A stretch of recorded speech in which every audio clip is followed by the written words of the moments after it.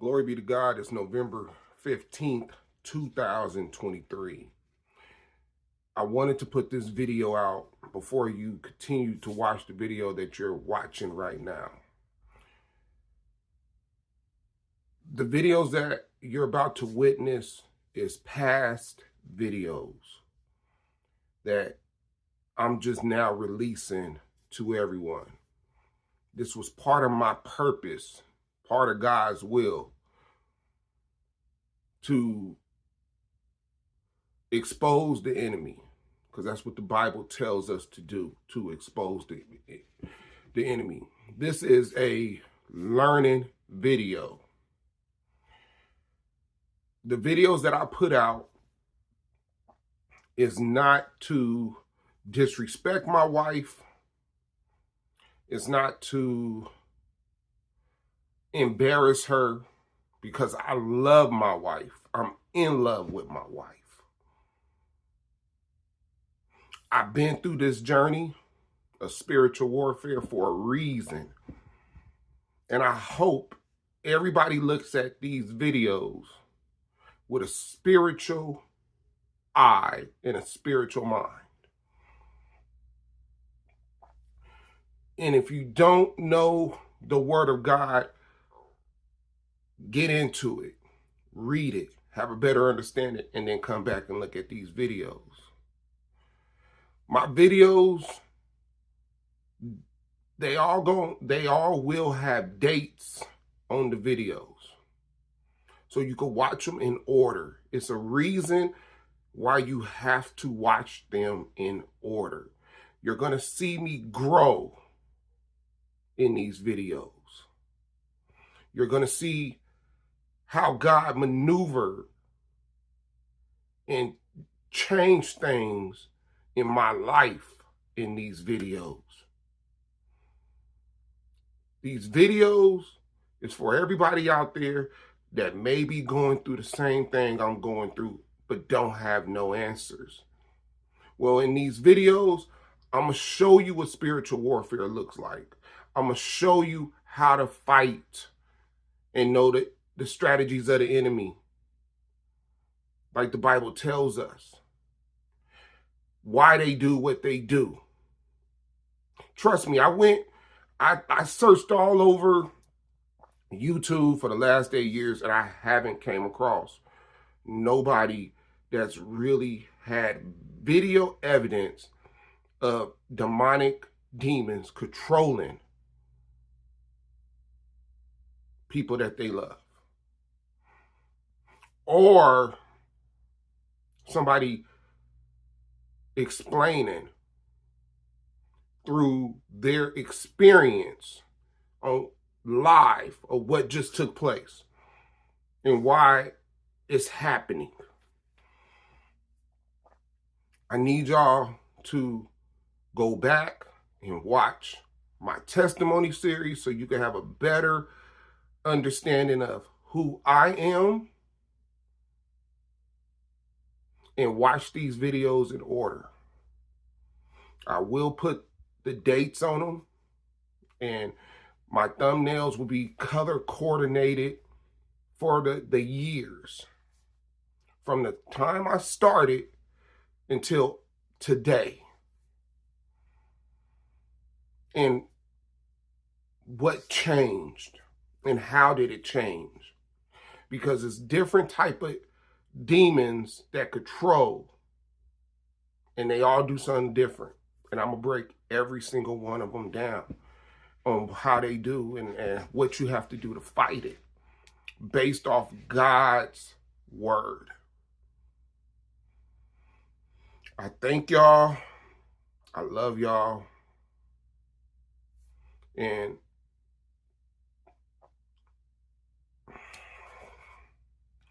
just know I did this for y'all. I did this for y'all.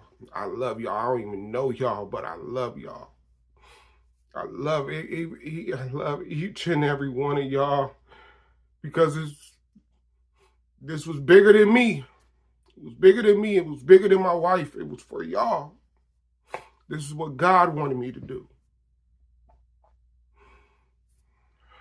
Enjoy the video. Glory be to God, it is December 27th, 2025.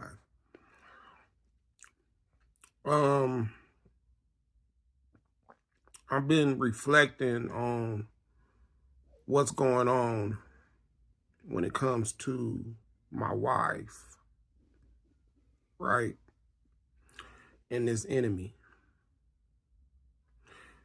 Now, I've been married 3 times. I was married when I was 22 to my first 2 children. They're now grown. And I'm trying to think, I think somebody put a curse or a spell on me. Because when I think back, and this is before, you got to remember, I didn't give myself to God until I was 36. But the enemy already knew who I was because they don't live in time and space. So, you know, they start on you when you're young. They start on you early. And like I always said, when I reflect back on my life and I'm just looking at different situations in my life, and I know everybody go through something hard, but it's like the enemy was trying to really get me at a young age. But when I think back with my first wife, and I'm trying to figure out, like, somebody had to put this spell on me. Who put the spell on me? And now I'm starting to think it was my first wife's mother. She's been deceased since the 2000s, right? She was deceased. I want to say she died before 2005. I met my wife, my ex-wife, in 2000. My son wasn't born until 2002. And I remember her mother had a problem with me because my wife lied and said I busted her lip. Same thing that just took place with my wife, thinking that her lip was busted, but her lip was never busted. And I never busted my ex-wife's lip. Never busted it. But I was too young to take it to trial, and I was listening to my mother, who went to court a whole lot, and she told me to plead no contest. But when I pleaded no contest, did not know no contest means you're saying that you're guilty in a way. But I remember talking to one of my older cousins. He said, Rashad, you could have fought that. They had no proof, no pictures, no nothing. And I'm like, no. He said they would have threw that out. But I remember my son being born, and I remember my wife's mom did not want me to be at the hospital. And I think her mother was Creole. Now when I think about it, she's Creole. It's starting to come together. She's Creole because she was very white looking. And I didn't know much about Creole and all that stuff when I was like 20. You know, I heard of it, but I didn't know nothing about Creole and spells and stuff like that. You know, you think it's folklore and stuff like that, but God talks about spells and curses in the Bible. So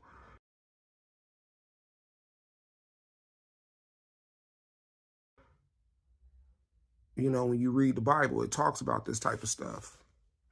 And I noticed after that, after my wife lied and said that I busted her lip, which her lip was never busted, I think her mother put a curse or a spell on me, which led to my wife getting a restraining order. And domestic violence was the cause. Like I said, I pleaded no contest, and they gave me like 52 weeks of domestic violence courses, which when I went to these courts, I'm not thinking domestic violence was a felony. Like I said, I ain't never been to jail. I didn't know if accepting the courses in a plea deal I didn't know that it was going to affect my life with, getting a job, because I couldn't get a job for the longest because it was considered a misdemeanor. And then I got to thinking, from that time, my wife, my ex-wife, even till this day, she dislikes me. She done moved on, had children with another man. That man done passed away. Every time I try to, I can't never talk to her. We can't never have a conversation. Everything was always negative. We didn't share no birthdays. We didn't share no Christmases. I couldn't see my kids on Christmas. She didn't want to, what schools they went to. My son needed counseling. She didn't involve me in none of this stuff. And I'm like, something ain't right. This is not normal. But I didn't know at that time. I knew something wasn't right, but I didn't know, like I said, I didn't know God at the time. But then later on, I ended up having another child with my baby mama. Now, we wasn't married. Now, another thing, with my ex-wife, she moved the guy that she ended up having a child with into the place that we was living at. I had belongings in that place, right? And from that moment, I could never, me and that guy never had, we was never cool with each other. He was trying to fight me. He was trying to do this. He was, arguing with him, fussing at him. We going back and forth. He pulled a gun on me one time. Like, it was weird. But I remember now, she moved this dude in, and it was still, like, it was our apartment, but she moved this dude in, and it was somebody from her past. Watch how all this lines up. Now I can't come over to the house. I can't go over there because I had a restraining order on me. She put a restraining order on me, but I never did nothing to that wife. Never did nothing to her to get a restraining order. Even though I pleaded no contest to this battery, but I was just I was not educated in the courts and what the outcome could be. And I didn't want to go to court. And I just, like I said, I never went to jail for battery with her. Now, move on to my other son, my baby mama. We never got married. Did she put a restraining order on me? No. But it was times where she would try to keep me away from my son. And then we couldn't have a relationship. All she wanted was child support. And that was another thing. Child support came real fast with my ex-wife. Like, we wasn't even separated long, and the child support came quick. So now my finances is being affected. Then when I got with the other baby mama, she filed for child support. And it wasn't like I'm filing for child support because I don't want to be a father to my children, or they needed the money because they both had jobs. One of my baby mama worked the same place I work. So it was never, I had to beg Rashad to get some money, so I'm going to put him on child support. Like, that was never the case. Or he don't want to see his son. That was never the case. It was never the case, y'all. Now, after that, any girlfriend I had, it was never no problems. It was never a problem. If it was a problem, it was because I was still living in sin, and, she's cheating, I'm cheating. Just regular relationship drama, right? Nothing extreme, nothing. It was never no domestic, call the police, nothing. I never had none of that with none of my exes, where the police had to come to the house and this, that, and this. It was, okay, I was cheating, they was cheating. We arguing with each other like you do when you get caught cheating, right? But when I got married to my second wife,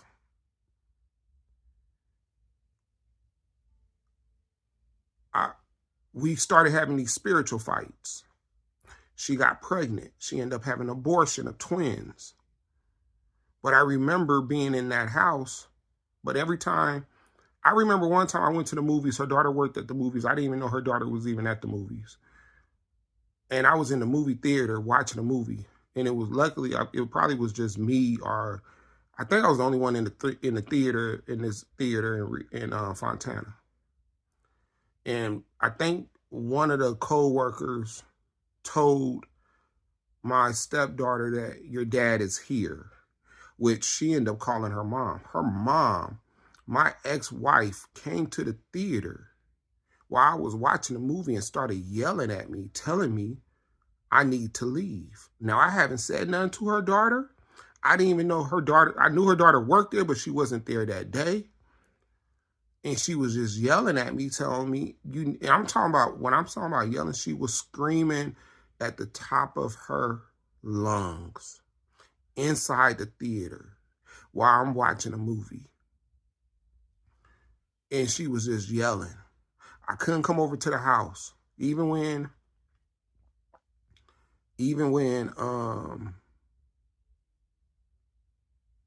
we were separated, she didn't want me coming over to the house. I couldn't come over to the house. I couldn't do this. It was like these barriers, right? So now fast forward to my wife now. She don't want me at the house. I can't go. I can't take a foot in the house. She's calling the police. I still got belongings in this house. I don't know if that got something to do with it, with me having these belongings, because it was belongings with my first wife. I had belongings in that house. And then she ended up moving another man in there while I still had belongings in that house. And this is what my wife is doing now. So I'm starting to think that my first wife's mother, who's Creole, put a curse or a spell on me because she believed that I abused her daughter based off the lie that her daughter told her mother. So now I'm going to do some research and see if I could rebuke it and bind it and loosen it. These curses and spells that's been put on my life. And this is why I've been going through the similar type of drama with my children's mothers. And this distant disrespect, distant separation type of curse that I'm going through.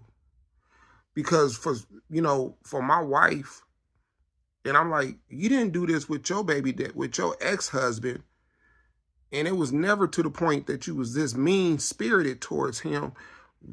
I haven't done nothing to my wife. It's been a whole year, and you're still mean-spirited towards me. And I don't even address half this stuff. My child's mother, my first oldest two, mean-spirited towards me. I haven't spoken to her, but there's no reason for me to speak to her, but she's been mean-spirited. My baby mama, mean-spirited. I done made videos about this. Disrespectful, calling me names, yelling and screaming. So it's a curse. I have a curse on me that I got to break. And I got to figure out how do I break it spiritually. Because it's a spiritual curse that I believe. Her name is Sharon White. She's deceased. She used to be a singer. So anybody that comes across this video, she lived in LA. She used to be a singer back in the 60s or the 70s. And her daughter name is Sharnique White at the time. So maybe y'all can give me a little bit backstory on Sharon White. Yes, she is Creole. She's Creole, and I believe she put a spell on me. You know, when you go through what I've been going through, you start to really think about why you're going through what you're going through and how can you get out of it. And I really do think it's some type of spell that was put on me by this woman. And this is why my wife is treating me the way she treats me. This is why my baby mama treated me the way she treated me. This is why my ex-wife treated me the way she treated me. This is why my first wife treats me the way she treated me.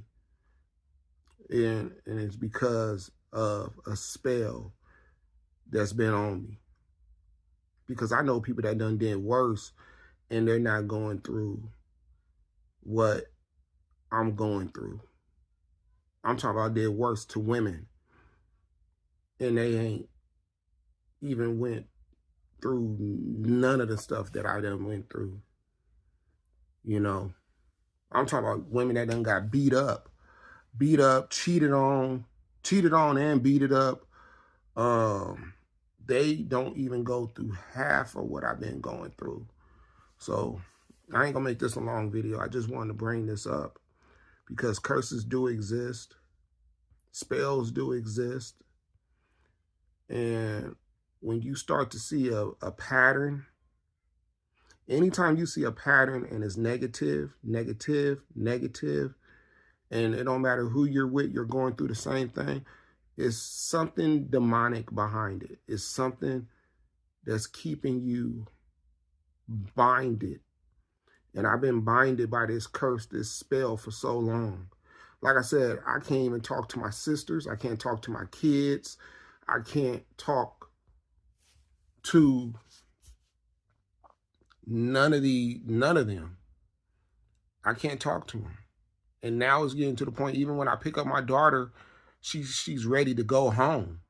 And I only get her for a day. My son was going through the same thing. My oldest son, when I used to pick him up, man, I would pick him up for the weekend and you would think that I'm about to have him for about a month and a half.